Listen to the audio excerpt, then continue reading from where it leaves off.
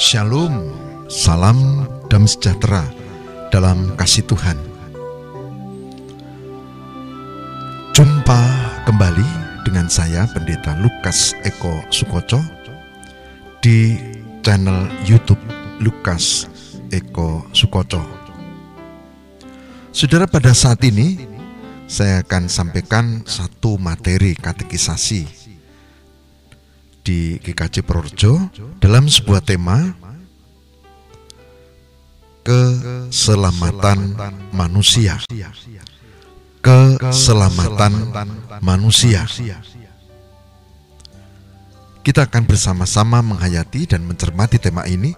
Semoga menjadi berkat buat Bapak Ibu Saudara, terlebih untuk rekan-rekan muda yang sedang mengikuti proses katekisasi. Tuhan memberkati. Saudaraku yang terkasih di dalam Tuhan, saya akan mengajak kita mulai membaca dasar dari perjumpaan kita pertama-tama, yaitu dari Injil Lukas 13 ayat 23 sampai dengan 24. Saya ulangi, Lukas 13 ayat 23 sampai dengan 24. Yang demikian sabda Tuhan. Dan ada seorang yang berkata kepadanya, Tuhan, sedikit sajakah orang yang diselamatkan? Jawab Yesus kepada orang-orang di situ, berjuanglah untuk masuk melalui pintu yang sesak itu, sebab aku berkata kepadamu, banyak orang akan berusaha untuk masuk tetapi tidak akan dapat. Lukas 13 ayat 23 sampai dengan 24. Demikianlah sabda Tuhan. Syukur pada Allah. Saudaraku yang terkasih di dalam Tuhan, dari bacaan tadi kita menemukan beberapa poin penting. Yang pertama, keselamatan adalah kebutuhan mendasar umat manusia. Keselamatan adalah kebutuhan mendasar umat manusia. Itu yang pertama. Yang kedua, walau berupaya dengan banyak cara, tidak semua orang akan bisa mendapatkannya. Itu yang kedua.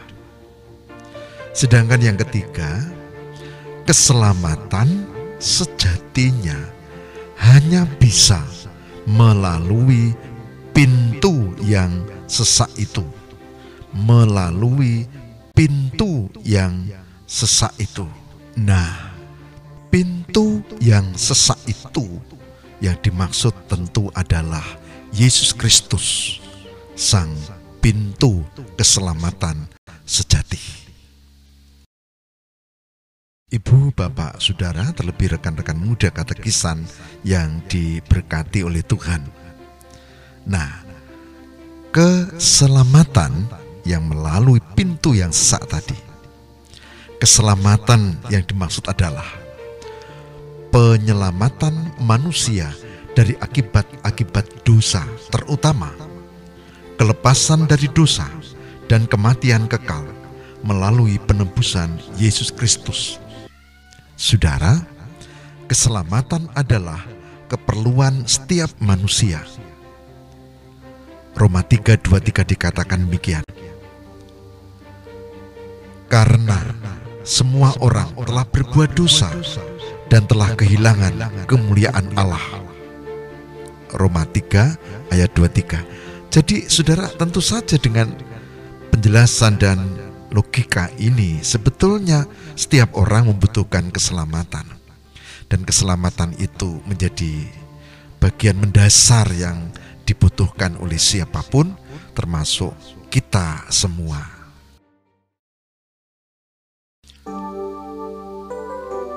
Ada 5 poin penting.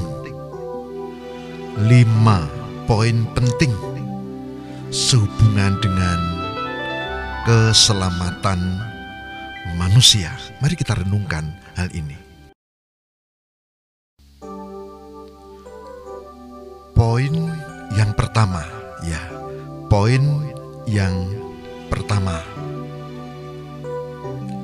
Melalui siapa keselamatan diberikan? Melalui siapa keselamatan diberikan? Agama-agama mengajarkan banyak hal, masing-masing berbeda satu dengan yang lainnya. Ada yang mengajarkan keselamatan melalui ritual, ada yang mengajarkan keselamatan melalui amal kebaikan yang dikumpulkan. Bahkan ada penjelasan-penjelasan tertentu, ada laku tertentu, bila dilakukan maka dosanya sepanjang hidup akan berkurang banyak. Ada yang begitu. Saudara, itu sah-sah saja. Tapi dalam konsep iman Kristen, keselamatan itu di dalam Yesus Kristus. Ada penjelasan ayat dalam Kisah Rasul 4 ayat 10 sampai dengan 12. Maka ketahuilah oleh kamu sekalian dan oleh seluruh umat Israel bahwa dalam nama Yesus Kristus, orang Nazaret yang telah kamu salibkan, tetapi yang telah dibangkitkan Allah dari antara orang mati, bahwa oleh karena Yesus itulah orang ini berdiri dengan sehat sekarang di depan kamu. Dan keselamatan tidak ada di dalam siapapun juga selain di dalam Dia. Sebab di bawah kolong langit ini tidak ada nama lain yang diberikan kepada manusia yang olehnya kita dapat diselamatkan. Kisah Rasul 4 ayat 10-12. Dan kita tahu ternyata memang benar, keselamatan hanya ada di dalam Yesus Kristus. Itu saja.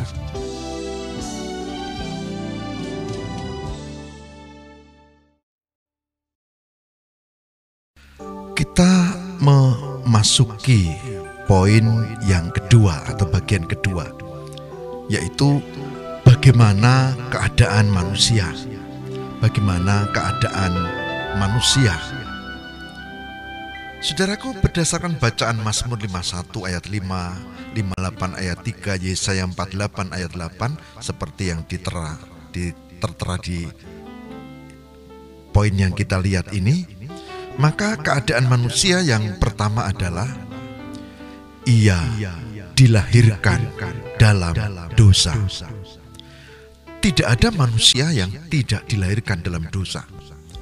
Tidak ada istilah manusia putih bersih, suci dalam kesaksian Alkitab. Nah, oleh sebab itu, poin pertama ini juga menjadi bagian penting, poin A dari bagian yang kedua ini. Manusia dilahirkan dari dosa. Nah, keadaan yang kedua, poin B, bagian kedua poin B. Efesus 4 ayat 18 misalnya. Di situ kita menemukan bahwa manusia pengertiannya ada dan digelapkan. Tidak ada manusia yang benar-benar tanpa dosa. Pengertiannya juga. Nah, pada bagian ketiga berdasarkan Yeremia 17 ayat 9 misalnya, kita menemukan juga hatinya penuh kejahatan. Itulah esensi manusia, dosa. Hatinya penuh kejahatan. Dan dalam Efesus 2 ayat 1, ini poin D dari bagian kedua. Manusia akan mati dan telah mati secara rohani. Jadi manusia itu secara rohani mati, kecuali dia hidup dalam keyakinan, percaya, seperti nanti yang kita terangkan lebih lanjut. Saudara, poin-poin ini begitu penting menjadi dasarnya. Kita teruskan nanti. Nah, saudara, jika kondisi manusia seperti itu, pada poin ketiga menjadi dibahas, mungkinkah manusia sendiri dapat mengubah keadaannya? Mungkinkah? Jawabnya tidak. Yeremia 13:23 ada kesaksian demikian. Dapatkah orang Ethiopia mengganti kulitnya, atau macan tututul mengubah belangnya? Masakan kamu dapat berbuat baik, hai orang-orang yang membiasakan diri berbuat jahat? Bandingkan juga dengan Roma 6 ayat 23, Roma 3 ayat 19 dan 20. Jadi prinsipnya adalah manusia tidak mungkin menyelamatkan dirinya sendiri tanpa Tuhan. Saudara, jika memang manusia ternyata tidak mampu untuk menyelamatkan dirinya sendiri, lalu apa yang harus dilakukan? Pada poin 4, ini ada hal penting. Apa yang diperlukan manusia dalam upaya mencari keselamatan? Apa yang diperlukan? Yang diperlukan ada 4, saudara. Yang pertama adalah Alkitab. Alkitab atau kitab suci itu menjadi penanda, karena disitulah firman Tuhan kita menemukan dan menghayati. 2 Timotius 3 ayat 15. Tidak hanya Alkitab, yang kedua adalah berpaling kepada Allah. Bertobat, berpaling kepada Allah, itu yang perlu dilakukan kalau manusia ingin mencari keselamatan. Yesaya 45 ayat 22. Cukup belum? Yang ketiga adalah percaya kepada Injil Yesus Kristus. Roma 1 ayat 16. Percaya pada Injil Yesus Kristus. Ini hal yang penting. Sementara yang keempat, berdasarkan Ibrani 9 ayat 28, maka yang perlu dilakukan orang yang ingin selamat adalah menantikan kedatangan Yesus Kristus atau Isa Al-Masih yang akan menghakimi manusia di akhirat. Saudara, ini yang diperlukan manusia: Alkitab, berpaling pada Allah, percaya pada Injil, dan menantikan kedatangan Yesus Kristus. Semoga ini menjadi berkat buat kita. Sedangkan poin kelima, poin yang terakhir dari 5 poin ya, ada satu yang penting.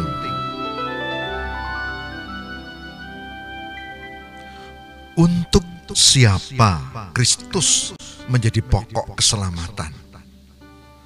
Untuk siapa sebetulnya keselamatan di dalam Yesus itu?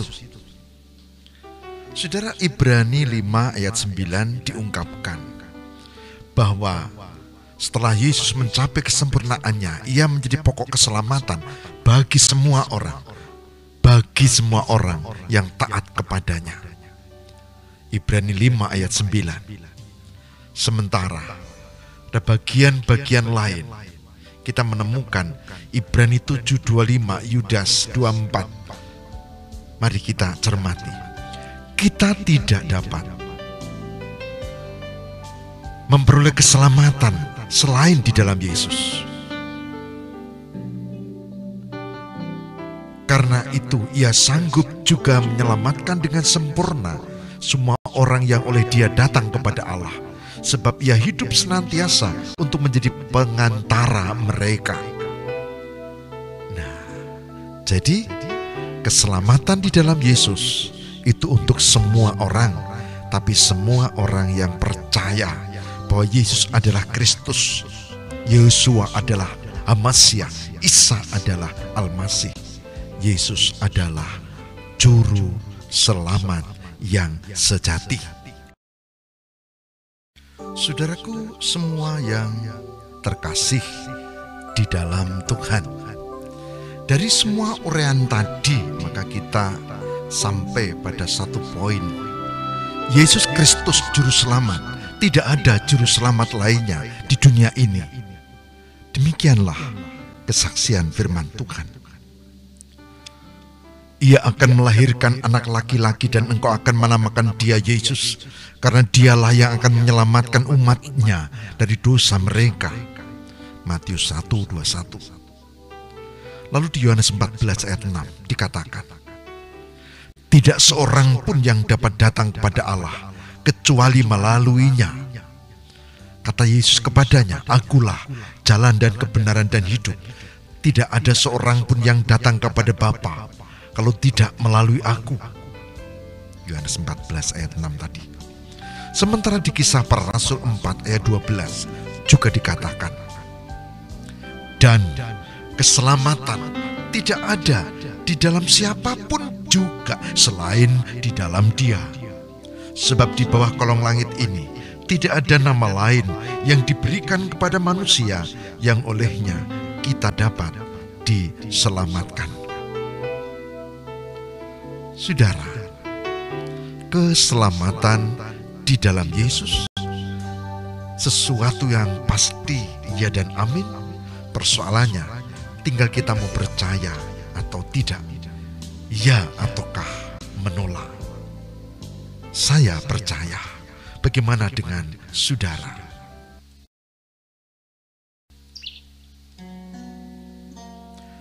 Sebagai catatan penutup, rekan-rekan muda katekisan, juga Bapak Ibu semua yang jadi pemirsa di YouTube channel Lukas Eko Sukoco, ada poin penting 3 hal untuk mengakhiri jumpa kita. Poin yang pertama, Yesus menyelamatkan kita dari hukuman dosa. Yesus menyelamatkan kita dari hukuman dosa. Dan mereka ini akan masuk ke tempat siksaan yang kekal, tetapi orang yang benar ke dalam hidup yang kekal. Matius 25 ayat 46. Jadi, Yesus menyelamatkan kita dari hukuman dosa. Baca ayat-ayat lain yang saya tuliskan di sini. Semoga ini menjadi pertimbangan utama kita. Kenapa kita menjadi orang yang percaya, yang beriman? Karena kita membutuhkan keselamatan yang pasti di dalam Yesus Kristus. Puji Tuhan.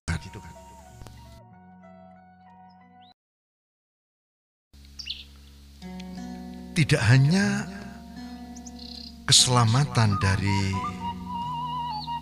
hukuman kekal, tetapi poin yang B, Yesus juga menyelamatkan kita dari kuasa dosa. Ketika kita hidup di dunia ini, asal kita dituntun Roh Kudus dan percaya kepada Yesus, maka kita akan mampu hidup baik. Kita akan mampu ditolong dan kita memiliki kekuatan menjauhkan kita dari dosa-dosa. Saudara baca di Roma 7 ayat 18, saudara baca di Filipi 4 ayat 13. Di tengah pergumulan yang berat sekalipun dikatakan kalau kita ada di dalam Tuhan, segala perkara dapat kutanggung di dalam Dia yang memberi kekuatan kepadaku. Filipi 4 ayat 13. Jadi, tetaplah di dalam Tuhan. Kita diselamatkan dari hukuman, tapi kita juga dikuatkan, diselamatkan dari kuasa dosa pada zaman ini.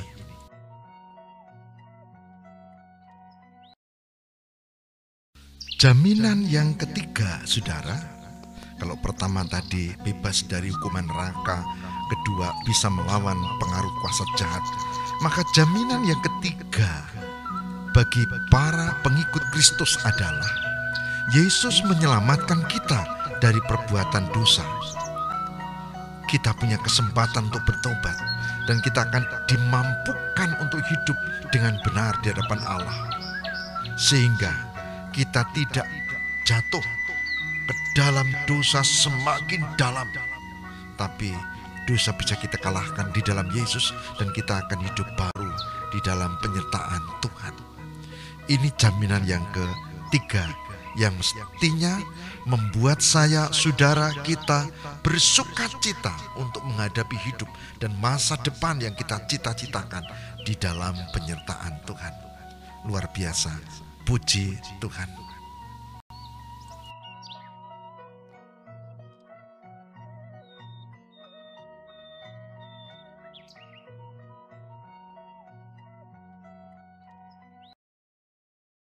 Saudaraku yang terkasih di dalam Tuhan, khususnya rekan-rekan muda katekisan. 2 Korintus 5 ayat 17 memberi jaminan bahwa kita menjadi ciptaan baru di dalam Yesus. Kita punya harapan baru, kita akan punya masa depan yang lebih baik. Itulah yang Yesus lakukan bagi setiap orang. Bila dia menyelamatkannya dan kita bertobat, dia memberikan suatu kehidupan dan hati yang baru yang memungkinkan kita untuk hidup melayani Tuhan. Tidak hanya bagi pribadi, tapi bagi kemuliaan Tuhan dan juga bagi sesama. Puji Tuhan.